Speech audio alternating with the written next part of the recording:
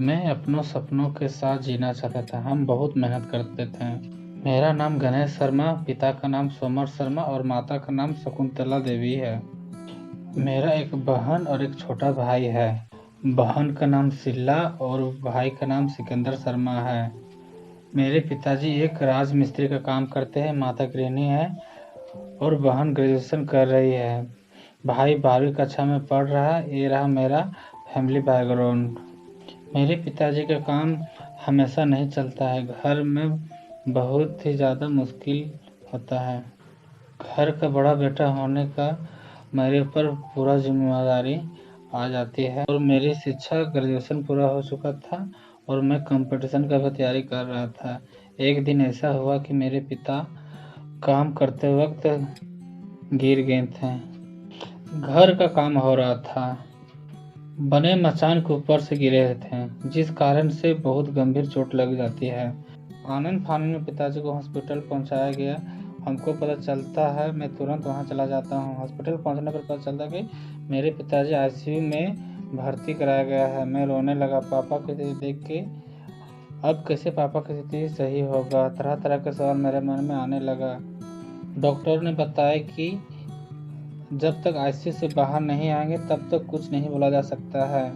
अब सब ऊपर वाला के हाथ में है। हॉस्पिटल में हर दिन चार्ज बहुत महंगा रहता है। हम लोग के पास बचत पैसा भी नहीं है और ना ही पूर्वजों की संपत्ति है। मैं बहुत ज़्यादा घोर विपत्ति संकट में आ चुका था। मैं अब तक छोटा मोटा अपने पढ़ाई के खर्च के लिए ही काम करता था। थोड़ा बहुत घर के खर्चे में भी हाथ बटाता था। मेरे माँ का भी गंभीर स्थिति हो गई। पूरे रूप से मेरे घर में सारा जिम्मेदारी मेरे ऊपर आ जाती है। मैंने तय किया कि मुझे दिन रात मेहनत करना होगा। गैरेज में काम शुरू कर दिया।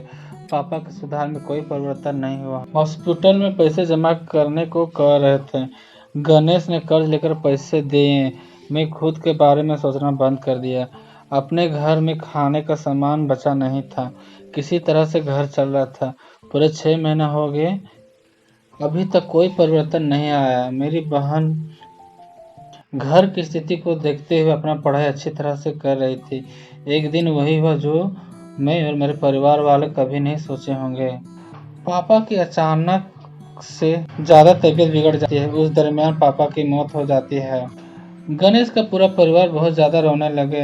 हम लोग पापा को बहुत बचाने का प्रयास किए परंतु ऐसा ना हो सका। अंतिम संस्कार करने के बाद धीरे धीरे घर में सुधार होने लगा। मेरी पढ़ाई पूरी तरह से रुक चुकी थी। अब पढ़ाई में बिल्कुल मन नहीं करता था। अब तक मैं एक अच्छा मैकेनिक बन गया था। कुछ महीनों के बाद खुद की गैरेज खोल दी और मेरी बहन शीला की पढ़ाई बहुत अच्छी हो जाती है, सरकारी नौकरी की तैयारी करती है और अंतिम में मेरी बहन की सफलता मिल जाती है। बैंक के एक अधिकारी के रूप में चयन होता है। घर में खुशी का माहौल पूरा बन जाता है। सिकंदर शर्मा वो पॉलिटेक्निक कर रहा है। वो सिविल इंजीनियर बनना चाहता है। मैं अब खुश था कि अब घर पूरी तरह से मेरे ऊपर जिम्मेदारी मिले उसका बहुत अच्छा से निभाया।